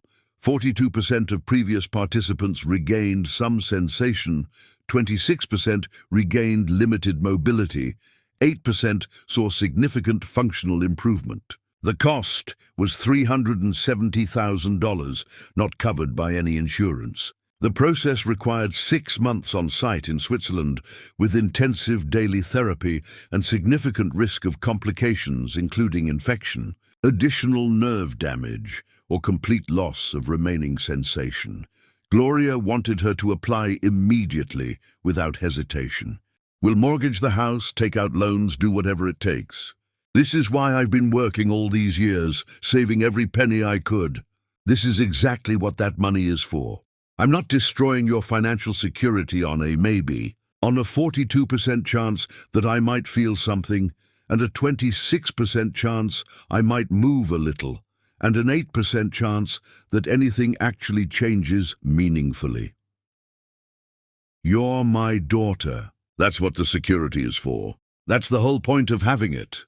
Rhonda researched every published study from the program, created detailed spreadsheets of outcomes and risks and demographic factors, built hope-like architecture around Pamela's uncertainty. She calculated odds, analyzed success stories, tried to turn miracles into mathematics that felt manageable. Nicole warned it might be another medical promise that led nowhere, another procedure that cost everything emotionally and financially and changed nothing physically. She'd watched Pamela go through too many treatments that failed, too many therapies that promised progress and delivered disappointment, and she couldn't bear to watch her sister hope again and break again. Pamela sat with the decision for 3 weeks. She was terrified of hoping because hope had betrayed her before with other treatments, other procedures, other promises of improvement that never materialized. Previous doctors had suggested therapies that did nothing, surgeries that changed nothing, treatments that cost everything and delivered nothing. But she was more terrified of not trying, of looking back in 10 years and wondering what if, of spending her life questioning whether she'd given up too easily on possibility.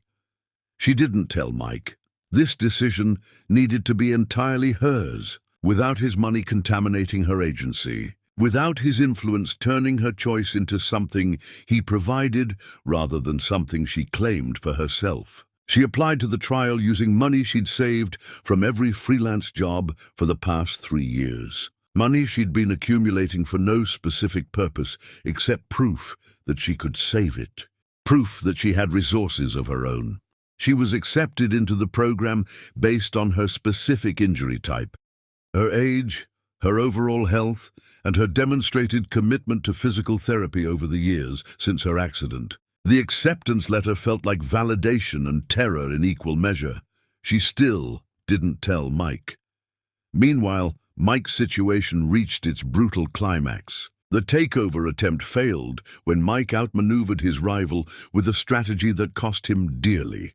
He sold major portions of his holdings to a private equity firm that would change everything he'd built, accepting terms that left him wealthy but no longer in control, choosing survival over pride. The victory was hollow, ashes in his mouth because he won the battle and realized he'd been fighting the wrong war entirely. His therapist, whom he'd started seeing after Pamela left, finally admitting he needed help he couldn't provide himself, asked him a question that changed everything. What do you actually want from life? Not what you're supposed to want, not what would make your mother finally approve, not what would prove something to your ex-wives or your dead brother or anyone else. What would make you happy at a cellular level? Mike broke completely in that session, sobbing for the first time since his brother's funeral, crying in ways he'd never allowed himself to cry because men in his world didn't crumble. He admitted he wanted Pamela, wanted children, wanted a small house with a garden where he could grow vegetables and tomatoes and watch things grow without spreadsheets or projections. He wanted to wake up next to someone who challenged him, frustrated him, made him better by refusing to accept his worst self. Someone who saw through his defenses and loved him anyway. Then why aren't you fighting for that? His therapist asked. Mike admitted he didn't know if he deserved it, didn't know if he was capable of being what Pamela needed, didn't know if his damage was fixable or permanent, didn't trust that good things could happen to him without conditions or eventual betrayal. Over the next 6 weeks, Mike restructured his entire life. He sold his penthouse with its city views and emotional emptiness. He donated most of his furniture to charity.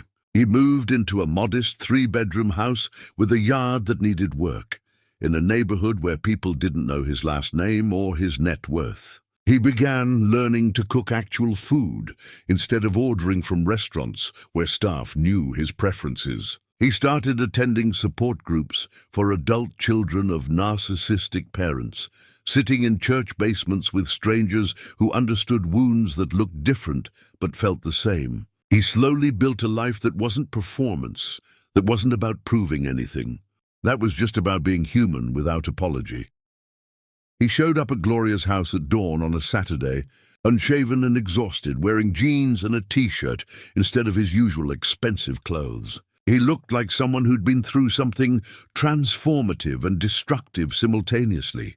He asked if Pamela would speak with him. She met him on the porch where she used to play as a child, where her grandmother used to shell peas and tell stories. For the first time since they met, they were both completely honest, without self-protection or performance. Mike told her about the therapy, the business changes, the house, his realization that wealth without purpose is poverty in expensive clothes. He admitted he was wrong to judge her for considering the publishing deal, that his fear had masqueraded as concern, that he had no right to demand she be stronger than he was capable of being himself. Pamela told him about the treatment trial, her terror of hoping, her need to make this decision independently of his influence or his money. She told him she was leaving for Switzerland in 2 weeks, that she'd be gone for 6 months minimum, that she didn't know who she'd be when she returned. Mike's response was the first thing he'd gotten completely right in months. I'll support whatever you choose, financially if you'll accept that support, emotionally, regardless of your choice. But the decision is entirely yours, and I'll love you the same whether you try the treatment or not. Whether it works or fails, whether you walk or wheel for the rest of your life. You mean that? I do. I've spent months in therapy figuring out what I actually feel versus what I think I'm supposed to feel. And what I feel is love for you exactly as you are, not contingent on your body changing, not dependent on you being easier or different or more convenient for my life. They didn't reconcile immediately because too much damage lived between them, too many words that couldn't be unsaid, too many wounds that needed more than apologies to heal. Instead, they began again from a more honest foundation, meeting for coffee twice a week, talking without assumption, rebuilding from ashes rather than trying to resurrect what had burned. Pamela left for Switzerland alone, declining Mike's offer to come with her. She needed to do this as herself, not as half of a couple, not with someone watching and worrying and trying to protect her from pain she needed to experience alone. Chapter 9. The silence before transformation, where everything changes. The first 3 months in Switzerland were agony beyond anything Pamela had imagined pain could be. The program included 8 other patients from around the world, and they became her family in ways civilians never could. They understood the specific hell of hoping your body might betray you less, the exhaustion of fighting yourself daily, the complicated grief of mourning abilities you might regain, which meant acknowledging you'd lost them in ways you'd been denying for years. Intensive physical therapy consumed 6 hours daily, pushing her body past limits she didn't know existed. Experimental procedures left her screaming into pillows at night, her body revolting against the invasion of needles and electricity and manipulation. Pain management barely managed pain, just took the edge off suffering that felt designed specifically to break her. Small improvements appeared and then disappeared in devastating cycles. She'd regained sensation in her left foot for 3 days, enough to feel temperature and pressure, enough to hope. Then it would vanish overnight, and she'd wake up back where she started, back to nothing, back to the familiar emptiness of her legs. Mike honored her request for space, but sent letters, actual handwritten letters on real paper every week. He told her about his garden, about the tomatoes he was growing from seeds, about therapy sessions where he finally discussed his brother's death and his mother's cruelty. He told her about the conversation he had with his father for the first time in years, actually talking instead of just exchanging pleasantries. He didn't ask about her progress, didn't request updates on her treatment, simply shared his life and told her he loved her regardless of outcomes. Pamela kept every letter in a folder she read during the hardest nights when pain made sleep impossible and hope felt like cruelty. During her 4th month, everything went catastrophically wrong.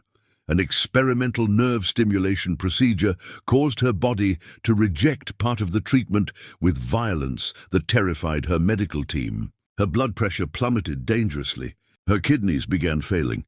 Her temperature spiked to dangerous levels. For 11 hours, doctors fought to stabilize her while she drifted in and out of consciousness, hallucinating conversations with her father who'd abandoned her, with Terence who'd destroyed her, with a version of herself that never got in that car, that lived a completely different life. Mike received the emergency call from Rhonda, who'd somehow gotten his new number, her voice shaking with panic. He was on a plane within an hour, calling Thomas, who cancelled surgeries and booked his own flight. They arrived to find Pamela in intensive care, connected to machines that breathed for her and monitored every function and kept her alive through sheer technological will.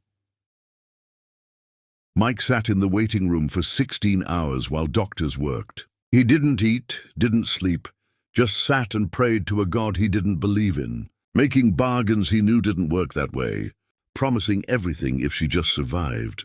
When Pamela woke, fragile and connected to machines that beeped rhythmically, she found Mike asleep in a chair he'd clearly occupied for days. His hand was reaching toward her bed even in sleep, his face unshaven and exhausted, his clothes wrinkled from being worn too long.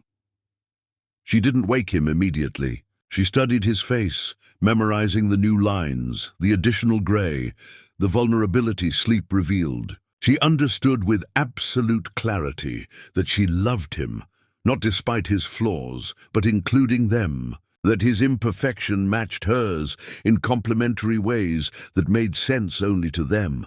She also understood she'd nearly died chasing mobility, and she needed to examine whether she'd been running toward ability or running from acceptance of her body as it was.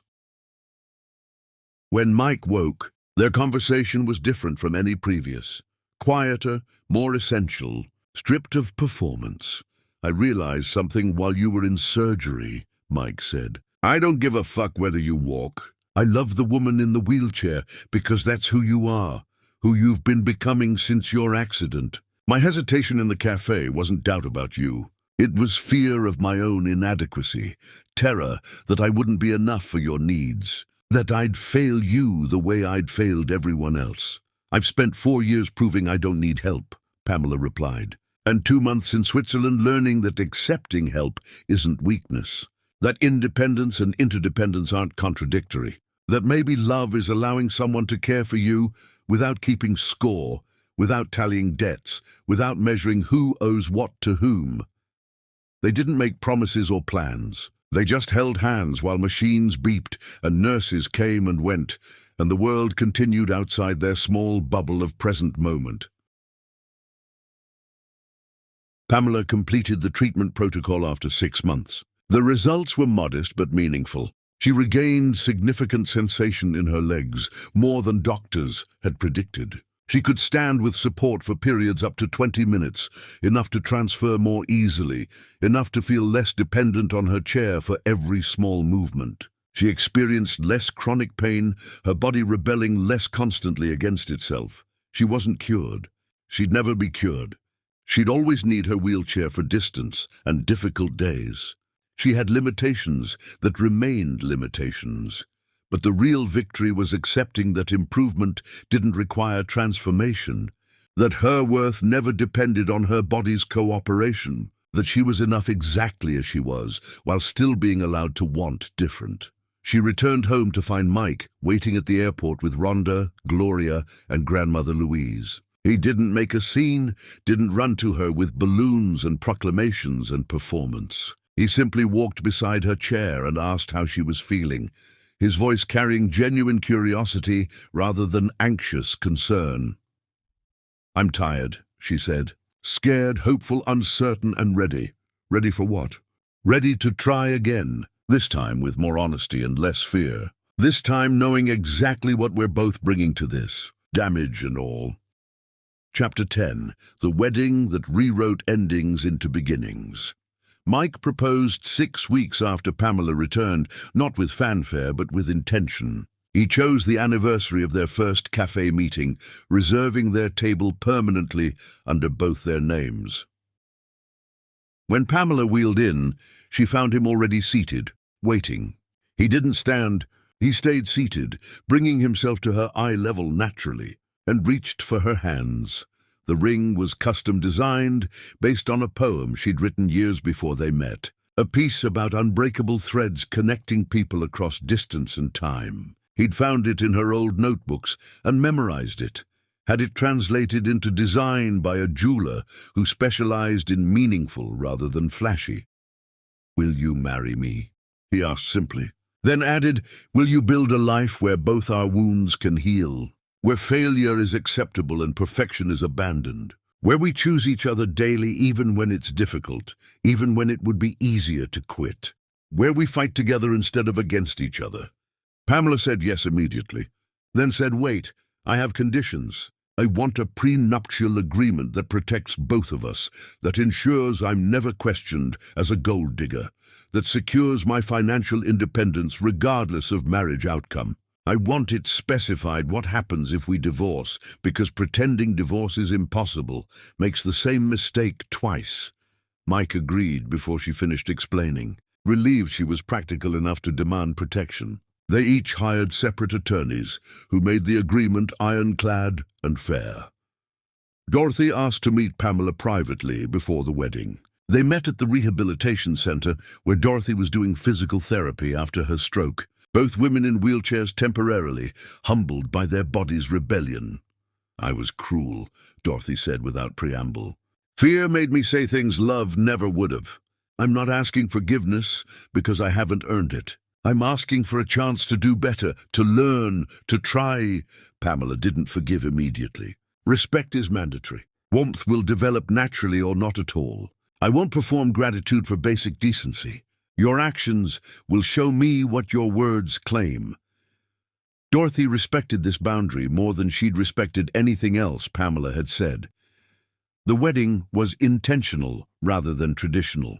They married in grandmother Louise's church, where she'd married 53 years ago, where she'd buried sons, where she'd prayed through decades of systematic oppression. The ceremony was fully accessible, designed so every guest could participate equally. Pamela wore a dress that accommodated her chair, stunning and elegant, custom-made by a designer who understood beauty should serve bodies. Mike wore a simple suit without expensive flourishes. The day was about promises, not performance. Thomas stood as best man, Rhonda as maid of honor. Their toasts mentioned vulnerability as strength, watching their siblings learn to be human as more impressive than any achievement. Dorothy attended, stood when Pamela wheeled down the aisle to Aretha Franklin, her face showing something that might be pride or regret or acceptance. The vows were personal, specific to their actual relationship. Mike vowed to listen when Pamela said she needed help and when she said she didn't, to build a life accommodating her reality rather than expecting her to contort into his world. Pamela vowed to let him support her without interpreting support as pity, to share struggles instead of weaponizing independence, to challenge him when he fell into old patterns. Mike announced the Pamela Bondi Foundation for Writers with Disabilities during the reception, a publishing initiative that paid competitive advances and marketed books based on quality rather than inspiration narratives. 7 books were in production. Pamela's novel would launch the series. He also announced he'd stepped back from business operations entirely, that Thomas would lead, that he was prioritizing living over legacy. Grandmother Louise pulled them aside before they left. Marriage is the beginning, not the ending. The world will test you constantly, but I see something rare in you both. The willingness to be fully known, fully flawed, fully human together. That willingness is worth more than perfection. As they drove away, Pamela leaned against Mike's shoulder. What are you thinking? He asked. I'm thinking about everyone who said I'd never find love. About 47 rejection letters. About Terence and my father and strangers who saw my wheelchair before my humanity. About how I almost believed them, almost accepted that half-life. What changed? Nothing changed except I met someone who saw the whole story, not just the tragic chapter. Who loved my mind first and discovered my body was just a strong, scarred, beautiful home it lived in. Someone broken too, who understood surviving doesn't mean forgetting, that healing isn't linear. She added with the strength that first attracted him, but I would have been fine without you too. I built a life I loved before you arrived. That's why this works. I don't need you to be complete. I want you because choosing you makes my already complete life better. Mike pulled over, turned off the engine, and kissed her in a way that suggested beginnings rather than endings. Decades of choosing each other, 2 whole people walking parallel paths that occasionally intersected in breathtaking beauty. 5 years later, Pamela published her 4th novel, while Mike harvested tomatoes from their garden. 10 years later, they adopted 2 children who needed parents brave enough to see past diagnoses. 20 years later, Dorothy lived in their guest house, braiding her granddaughter's hair. 30 years later, they renewed vows in the same church. Pamela still in her wheelchair, Mike's hair white, both bearing scars from battles fought together. But on their wedding night, they simply drove toward New Zealand. 2 people who learned the greatest love stories aren't about fixing each other, but about choosing each other, exactly as they are. Every single day, they married not because they completed each other, but because they were already whole. 2 powerful souls who chose to walk parallel paths that occasionally intersected in moments of breathtaking beauty, proving that the greatest love stories aren't about becoming one, but about remaining 2 while building something bigger than both.